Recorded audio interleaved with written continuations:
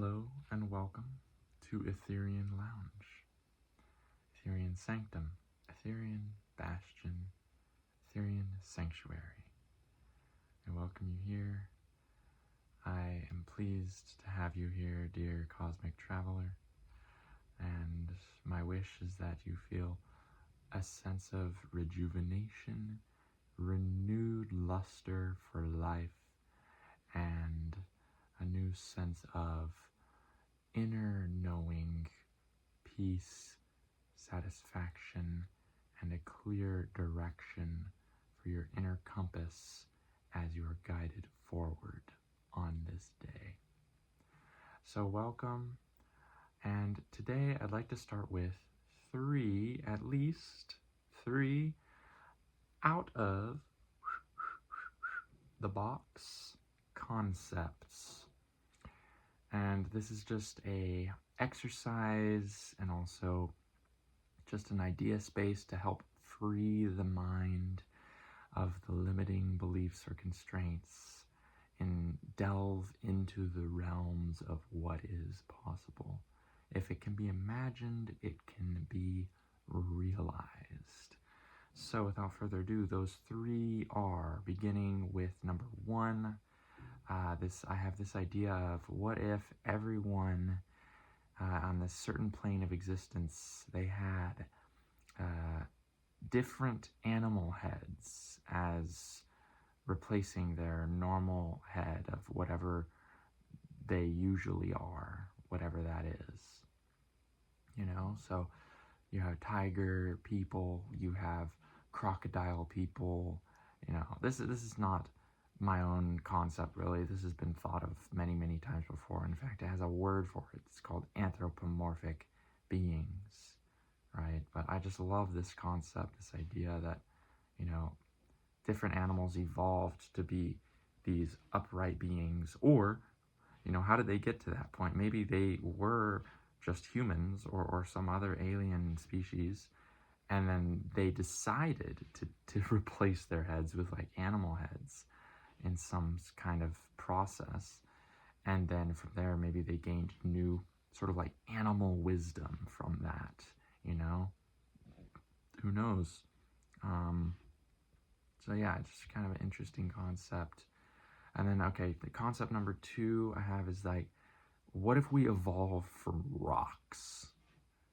Sounds kind of weird, but like, just imagine, what if rocks started to wake up to themselves? They started to become aware of themselves, and from that place, then they started to, like, you know, have eyes and ears and mouths and noses, and they started talking, and then they started having bodies. And then I imagine first they looked like apes, you know, in the beginning, and so they were like these rock apes that were like super tough, like couldn't be beat and stuff. But imagine like these, for some reason, like these rock apes, each of their limbs was like separated by a certain degree of just void or air. And so it was like their limbs are like hovering, stacked hovering on top of each other and stuff. And so like it's like these like floating rocks in a way that are like connected by like magnetism or something. They're connected through the void space, the void substance. And so they started to have this like super deep connection with the space between things. And so like they had this super deep connection with that. And like maybe then they started having like these runes started like appearing on their forearms and like on their body and stuff. And the runes glowed, and it was like this remembrance that they would read each other's runes, and it would like awaken something in them. And then they evolved, and then they became these upright beings who, again, they had their limbs were like detached and stuff, but they had this extreme knowledge of the ether space, an extreme wisdom of it, actually. And, you know, sort of like an embodied knowledge in a way.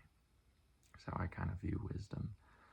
And so they they, use the void space technology in their ships too when they built spaceships, and the spaceships could travel through the void. They never really built spaceships that travel too far, just like distance wise. They got pretty quickly. They just built these spaceships that can kind of just travel through quantum space, do quantum tunneling, or teleportation to other dimensions or other realities, other parallel realities. And they got to there pretty quick because they had such a deep relationship with the void space, the space in between. It was literally embedded as part of their body.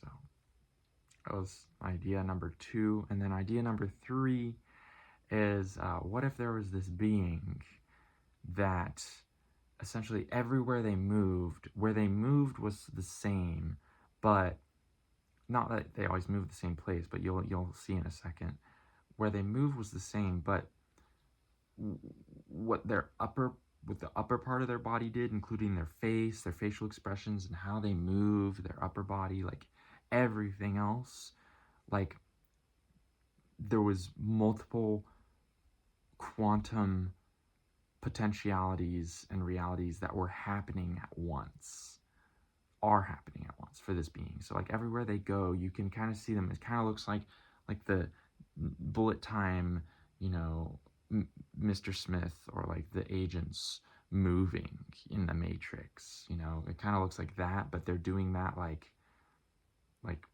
everywhere, like every single side of their body. They're like doing something different. Like there's a different potentiality of themselves that's like acting in a slightly different way, is having a slightly different reaction depending on the moment. So it's like all the different ways they could react to the moment or act in the moment. You see all those ways. You see all the potentialities happening at once in these like ghost figures, or like these holographic almost figures, and so it's like you almost get to see every single side of their personality at once. It's all at the surface. It's all at the surface. None of it's subconscious. All of it is acted upon in reality. And but there's one specific reality, which is like the one they most consciously choose to be like their reality. So all the other ones are kind of just like wisps. They're not really there. They are there. You can see them, but they're not like, you can't truly interact with them. Like you kind of like feel them a little bit, but it's like there's just one that's like the one that's actually being chosen, the reality that's actually being chosen. And so like if you come up to this person, they'll present as like that one reality, but you'll see all the other sides of them acting out as well. So it's like almost like you can see their inner monologue acting itself out. And for some reason I imagine this to be Lakshmi. I think that's Vishnu's wife, or it could be what's the other one's name, the wife of the wife of Shiva, whatever her name is it Radha? No, I don't know, but whatever her name is, like one of those two wives. For some reason that's like who I imagine this would be, for some reason. And then she would be wearing like these super like exquisite like Indian clothing, like maybe like a sari, or like these like draped like tank top type thing, but not tank top, but like more like tank top but leveled up to like royalty status, where it's like this like cloth that's like draped down and like connected by like these like silver discs or like silver spheres, and then it's just like draped sari or like draped cloth like down her waist and her legs and stuff, and then like her back would be like pretty open, but like the back of the dress like connects like at the lower half of her back or something like that. It's like super high quality clothing.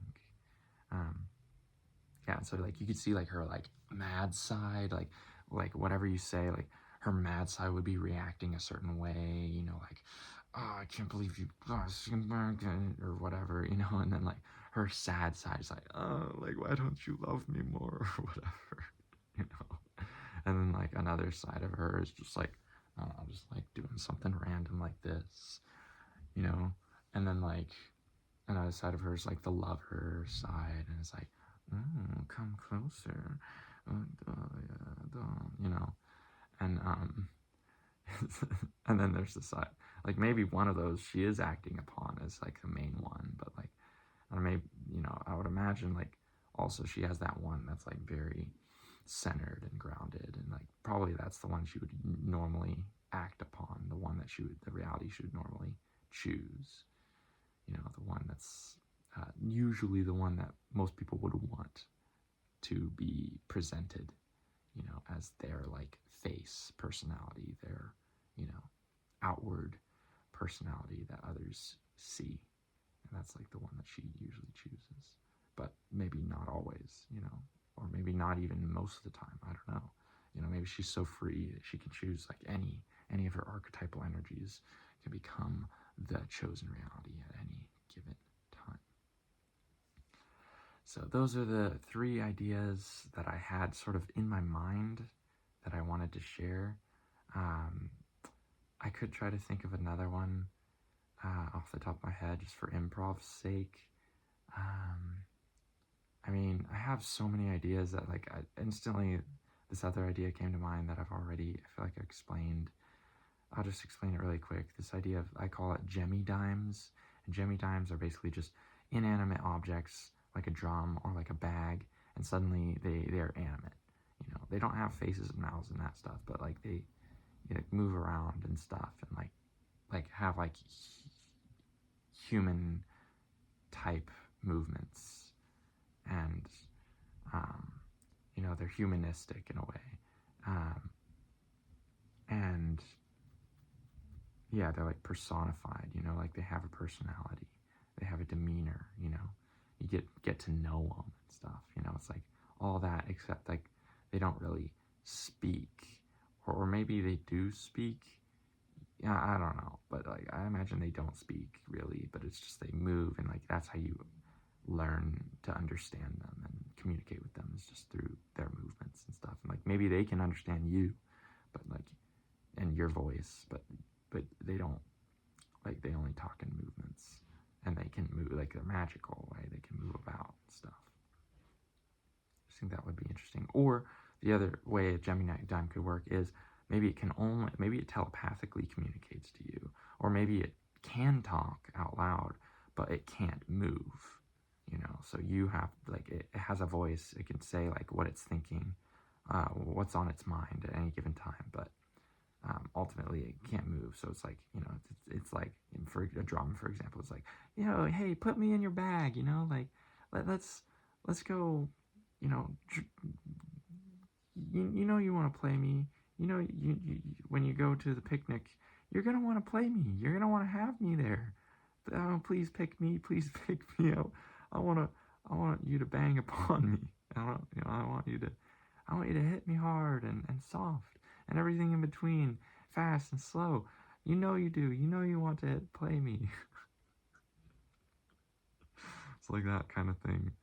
Or like if it was the other way, the way that we were talking about at first, where it doesn't speak but it can move and stuff. Like as you're leaving, the drum would like be like bouncing up and down. Like, come on, like that's how it's communicating. Like, pick me, come on, like put me in your bag. You know, you want to play some music. So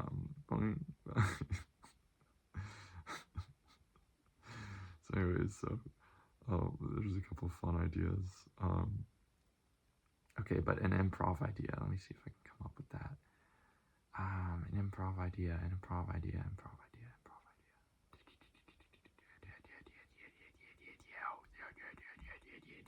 I just have so many backlog ideas, like that are been in storage space for like so long, that's like I just keep on thinking of those ideas. Okay.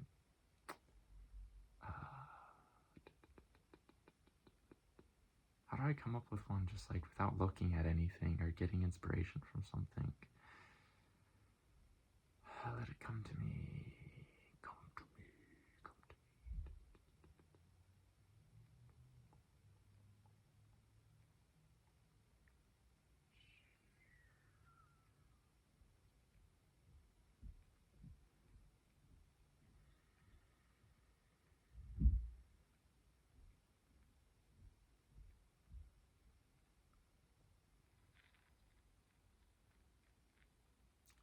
Okay, I thought of one. What if you're in a reality where every single day you hop into a new psychology. You hop into actually a new body. So like you live in a village. Imagine there's like this enchanted village. Or maybe it's an enchanted planet. Like it's the entire planet. I don't know. Pick your favorite. And whatever it is, basically every single day. Or it could even be the entire universe. It could be even the entire multiverse. That's even more exciting. I kind of like that better. Because it's like huge variety. So, you know, all realities. So what imagine if reality worked in a way such that, you know, after the end of every single day, what happens is everybody swaps bodies. So instead of needing to wait for a whole lifetime to go by before you swap, like it's a pain. Oh god, I have to wait for this life to end before I can swap to another body. I'm just holding this like big load, which is just your pain body. Oh, so instead of that, you know, instead of a whole life, imagine every single night when you wake up, you don't know who you're gonna wake up as. It could be a completely different dimension, a completely different being, completely different physics, completely different reality, completely different metaphysics, completely different psychology, completely different memory up to that point. So it's like every time you wake up in a new body, you literally like you have like a faint memory of like where you came from now feels just kind of like a dream. Like the body you were in before feels like a dream, and then the body you were in 2 days ago feels like even more of a dream. You know, it's like you remember it about as much as you remember a dream from 2 days ago, you know, basically. It's like that. But like what you do now is now you do feel like very much in this body. So like there's two ways I see this, like two quantum realities. In one, you absolutely have no memory of this body, whoever it is, and like how it works or whatever. Um, so it's like a completely explorative experience. Like delving into this dimension, the physics, the way this reality works for the first time, like really for the first time. But it's like okay, that's one quantum reality, and then another quantum reality is where you get inputted into this avatar that actually has the codes for everything that's happened to this avatar in it. So basically, memory pack included, if you get what I mean, you know. So it's like you come in to the reality and you're like, oh yeah, I'm Shalaturgarma from Galaxy Erikapertnen. And, you know, you have this life story and yada yada yada, you know. So you remember it.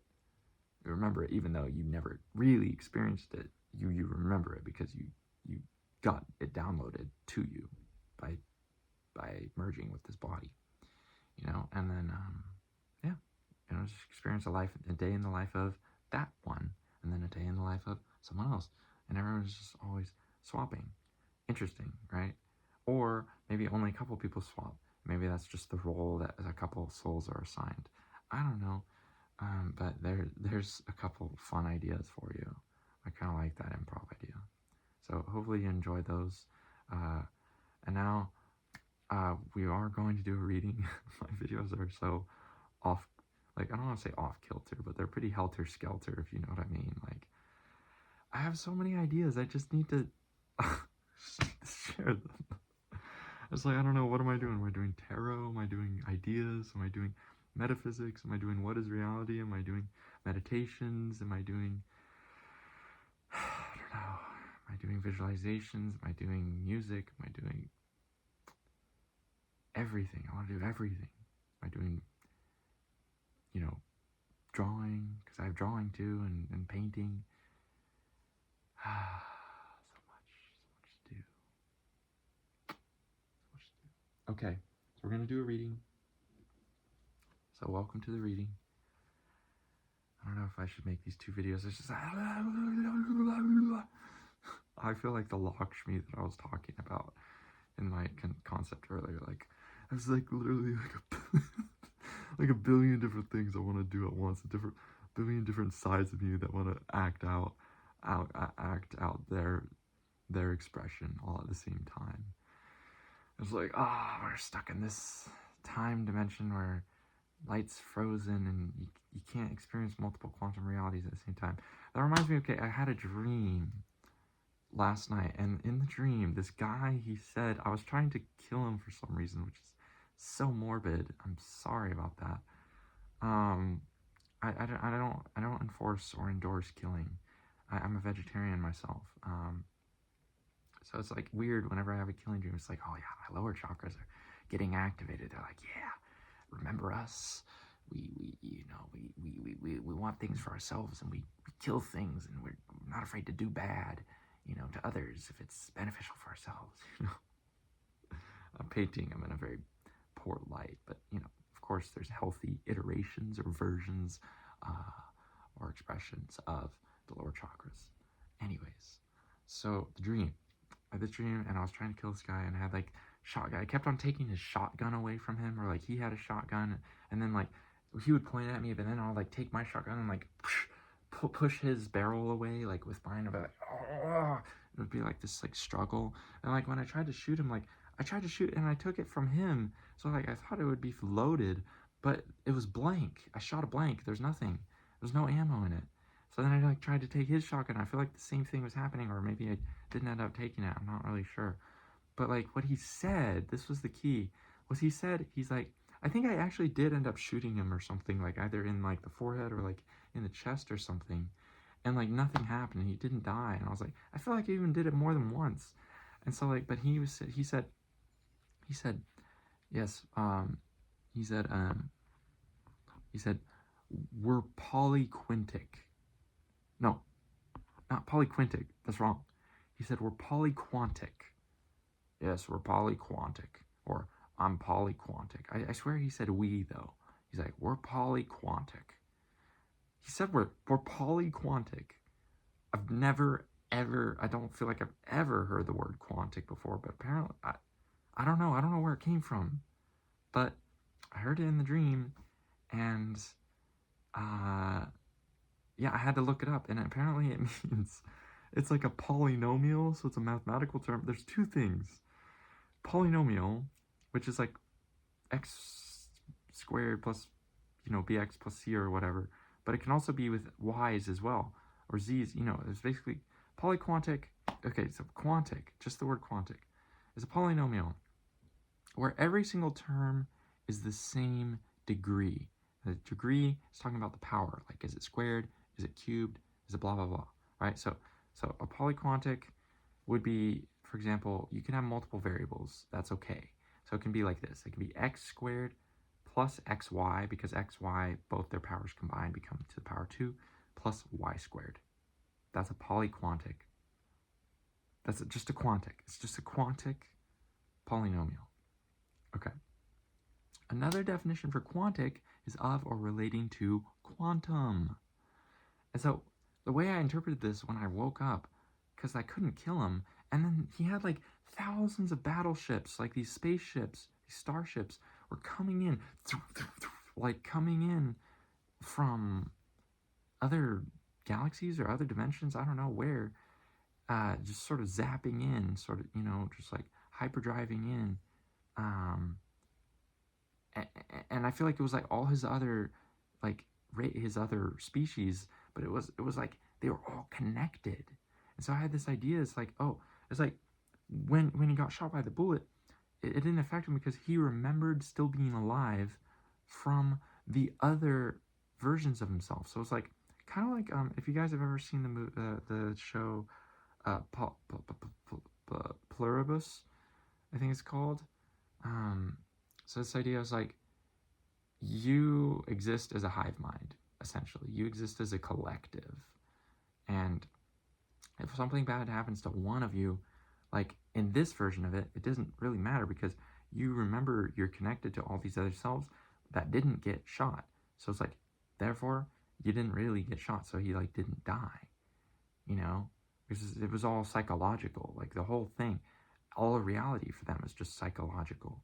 They exist in this like polyquantic quantum space, you know, like in this space where anything's possible, you know, essentially all realities are available simultaneously. All dimensions are available simultaneously, and it's like the rules just kind of don't apply in this space. It's just very different, you know. It's like they are just avatars that are just existing, choosing to exist in these limited forms, but they also have that hive mind, so they can, you know, talk to everyone. And so that's kind of what I was getting from that word polyquantic, you know, and also relating it to polynomials, thinking of it like as each of them is like to the same degree, like each of them has like the same overall like mind or mindset, you know, they're of the same quality, their spirit, their perception more or less, but then each one of them is like a different polynomial, like a different version, like one of them could be like, I don't know, y squared plus z squared plus, you know, x squared. Another one could be like w squared plus 3 x squared plus v squared, you know, or something like that, or minus v squared, you know. And so like each of them is like of degree 2 or whatever, or of degree whatever, like maybe it's of degree infinity, I don't know. But like each of their individual polynomials is like who they are as a person. So like they each have an individual identity, and yet they all also are connected collectively as one identity. Such an interesting concept. Yeah, so that was just interesting. I feel like more could be said about that, but I don't know if I can really fully articulate it. I did as best as I could. So yeah, I am going to do a reading for you. So yeah, polyquantic, polyquantic, polyquantic, polyquantic.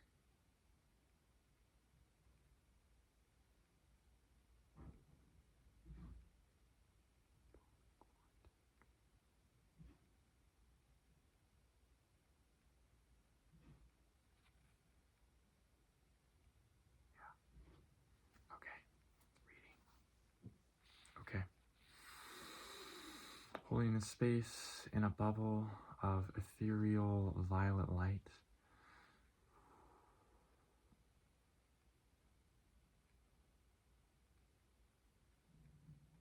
it is glowing and emanating a high echelon frequency of protection, of tranquility, of potency of spirit, of benevolence, of magic, of ethereal magic, and of transcendence and connection and love and connection to the ascended masters and the higher realms. From this space, I ask these orbs of protection and the ascended masters that we are connected to, and the council from the ethereal realms, I ask that you help to deliver the highest message of love and light and ethereal magic to our collective here.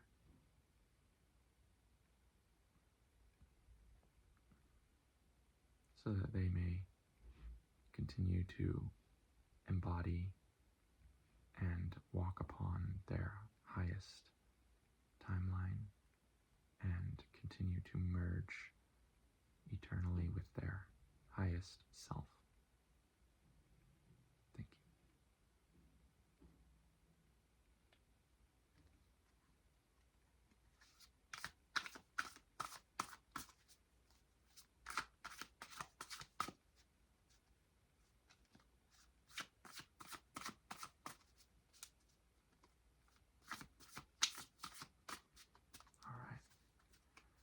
Top of the deck, we got the Pythia. Wow.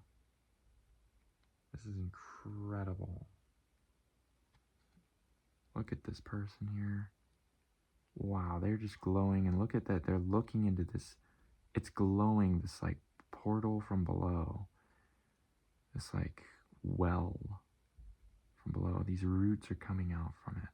And look at the space they're in. Like they're in this like spiritual space. And look at this almost gong-like ethereal object that's floating above their head.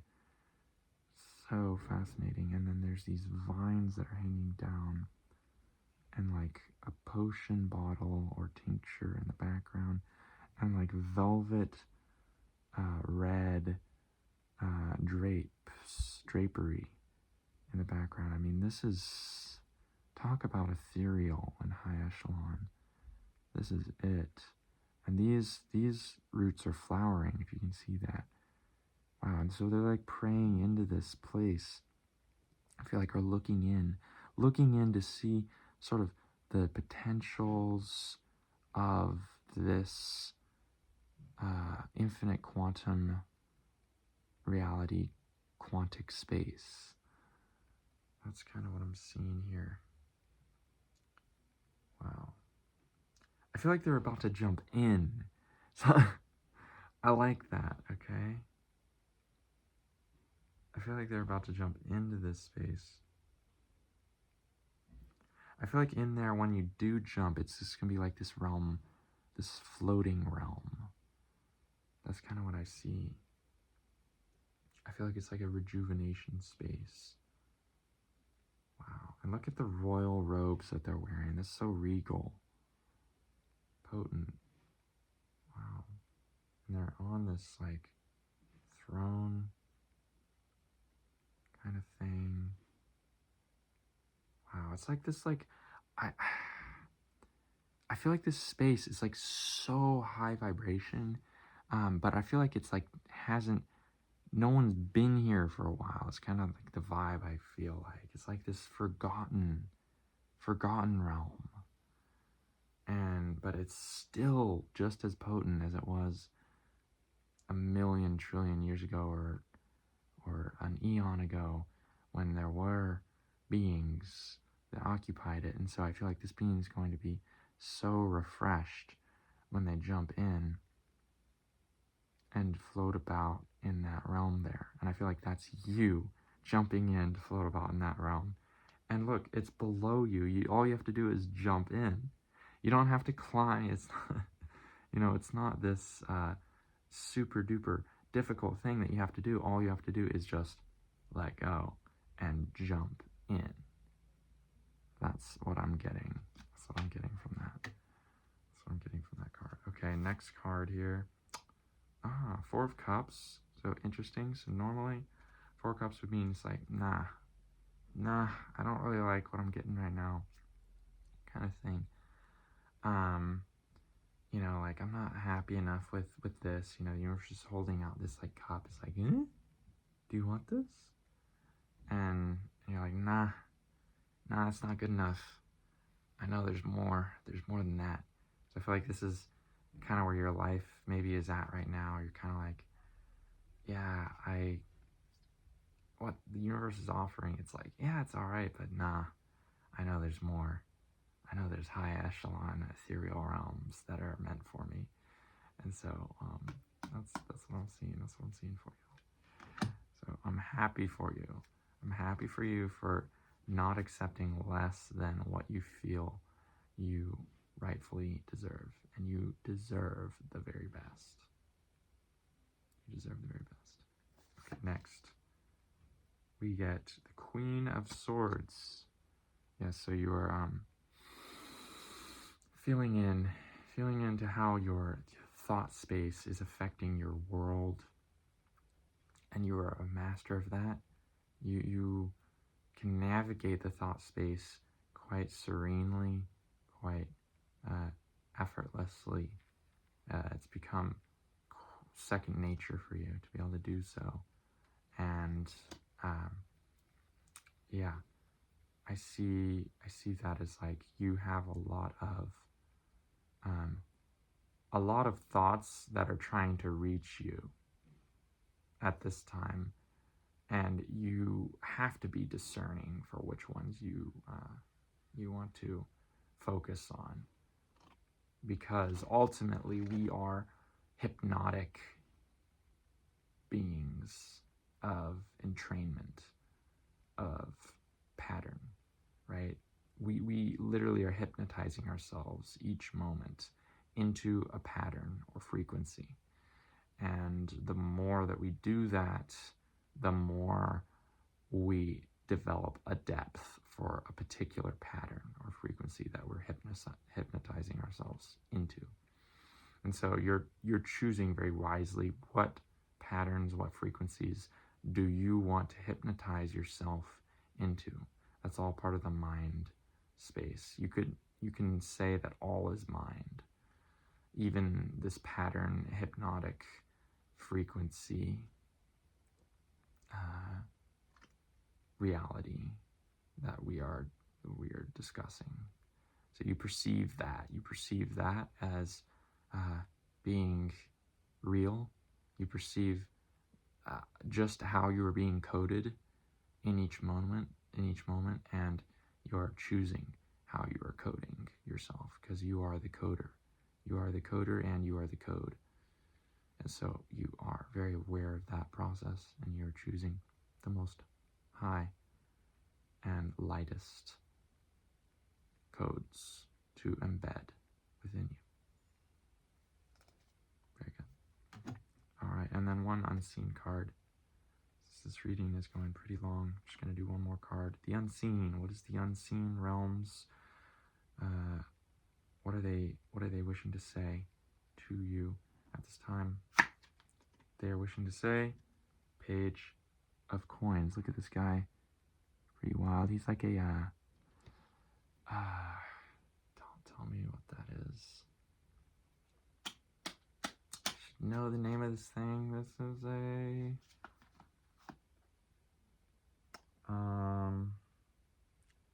I mean, you could call him like a kind of a goblin or something. A kobold. He looks like a kobold to me. So kobold, I kind of see them as like these kind of like gnomish underground beings. Is kind of the vibe I get from them. They are fairy, definitely from the land of fairy, and I see them kind of like the dwarven version of the gnome. Like the gnomes are kind of dwarven already, aren't they? But yeah, I kind of just see them as like slightly more tricksterish potentially, but definitely very magical. Like I see them as like kind of like hoarders in a way. So it makes sense that they would be on the coins, like not in the baddest of ways, but just like they love collecting things, you know, which that you might find that to be resonant with you. Maybe you love to collect things, you know. You have your inner kobold is showing up or coming out when you're collecting things. Talking about like the different versions that Lakshmi can be. Maybe that your inner kobold is like a version of you that you can be, you know, that likes to come out sometimes, and like that's cool, you know, that's fine. That's good. It's not bad. It's just, yeah, it just is. So, I mean, this guy's in space. I mean, he's on a floating rock in space, and he's got his armor on, which is kind of interesting. It's kind of interesting. Yeah, I don't really understand why he's got armor on. He looks a little angry. I feel like you can't really see it. I don't know why this thing can't like focus all that well on these cards, but he doesn't, like, he looks slightly angry. I don't know why I can't focus. Focus on this, please. It's not gonna do it. Maybe it's just like I don't have a high res enough phone or something, I don't know. But anyways, Page of Coins. How are we gonna relate that to these cards here? Page of coins. Page of coins. I feel like there's this side of you that feels like you never really got what you were owed. And that makes a lot of sense because I feel like I see you as a starseed, and I feel like most starseeds feel that way. They feel like they get plopped onto this earth plane, and then it's just kind of like, what the heck? What the heck is this? Like, not feeling like, number one, not feeling like you belong. That's the biggest one. You don't feel like you belong because you don't want the same things that other people want. Everyone's like chasing after all blah blah blah blah blah blah blah blah, and you're kind of like why? Like, this is all this stuff is just kind of like, like giving me the ick. No, like, but you know what I'm saying? Like, when you have a taste for these realms, anything you see on this plane of existence is kind of like, I don't mean to say it like this, but like kind of a disappointment. Like, I don't mean to say it like that. Of course, there's love, light, and joy to be had on this planet, and it's part of our mission as starseeds to see that in this planet. But it's also part of our mission as starseeds to bring the higher vibrations that we know are in our hearts, where we come from. Our home is in our hearts, and we need to bring that home here. We need to show people, show this plane of existence what's possible, how good things can be, how high vibrational things can be. That is part of the Starseed mission. I see that for you, and I see you feeling as though you have not gotten what you're owed, because you feel as though you have just kind of been orphaned. You might feel orphaned a bit, like you just kind of got plopped here on this planet, and feeling like you just lost home. You just lost your home. You feel maybe a little homesick, and so I feel like this inner kobold of you, if anything, is you just sort of like, like, I'm going to get my home back. I'm going into my villain era, and it's my villain era is much higher than any other villain era. It's much higher echelon, because what I'm getting back is truly priceless, truly beyond the riches of anything ever experienced or seen in this world. And so all those who are part of my mission, or take part in my vibration, or are privy to it, or are on the peripheries of it, will receive such benefits to such a degree that they will, at this current time and place, find it quite incomprehensible. But they will be beyond thankful for the vibrations I am bringing. So I almost see it as like this. Like, your dark side, if we want to even call it that, is brighter than most people's bright side, if that makes any sense. You know? I hope that all makes sense.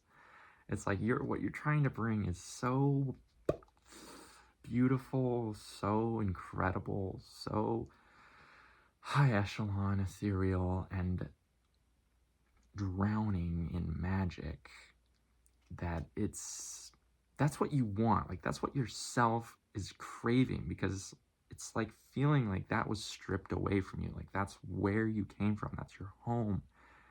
And you feel like you feel kind of empty without it. And so that's just, very rightfully so.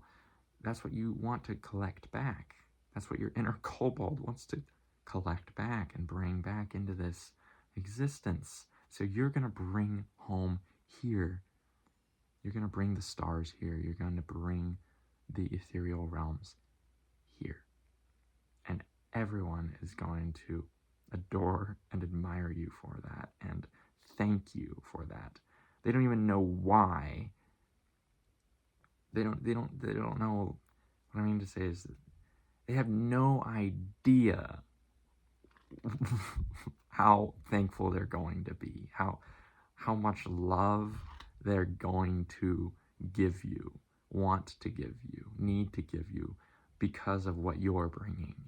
And it's just been this long haul of, you know, not getting that because people just simply don't understand you or can't comprehend even what you're bringing, what you're going to bring back. And trust me, all you have lost is going to come back to you in spades. It's going to come back to you in troves. You will have the grandest treasure. Your kobold will be beyond, your inner kobold will be beyond stoked, will be beyond happy. So that's what I got for you. Okay, and then we're gonna do one little charm in the charm bag. Doopity doopity doo. What's your charm? This charm. I don't know if you like this charm, but so this used to be a zipper. It's kind of a broken zipper. It's kind of interesting because like I feel like it's like, I don't know. So like I just feel like you're going to be zipping, either unzipping the pocket dimension of the home from where you came from, the infinity of magic. You're going to be unzipping that. You're currently unzipping that, and you're going to let all that magic out. That's like what I see here. Or you're sort of zipping up your frequency to hold it in and keep other frequencies that are not of that most high home that you come from, that most high vibration, keep those out. And so the zipper can be a very protective object, but can also be a very it can be a gateway. It could be the key to opening the gateway of your dreams and of your vibration and letting that out. Let it out into the world.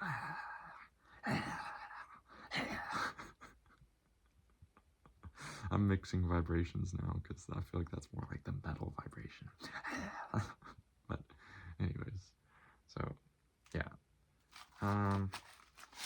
So yeah, zipper. I feel like I want one more because I wasn't really happy with the zipper. So let's see if we can get anything else. Okay. Green. I see this. Okay. I love this. I see this as like the lens from which you're looking through. So as long as you take that ethereal vibration and you make that the lens from which you see the world. Yes, ethereal vibrations. I see through the ethereal lens. We can choose how we filter our reality, and so choose to filter it through the ethereal lens. All right. That's all I have for you. Thank you so much for being a part of this reading. We have this ethereal, high echelon violet bubble that is surrounding us at this time. I'm just going to bring that bubble into our hearts.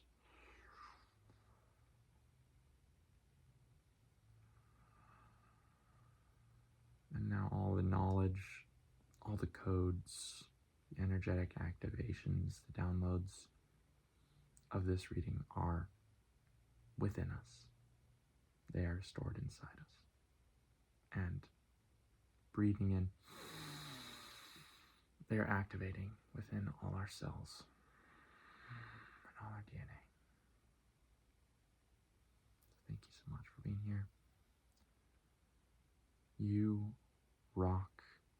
You are amazing. You are incredible. You are beyond this world, quite literally, and you're bringing the magic.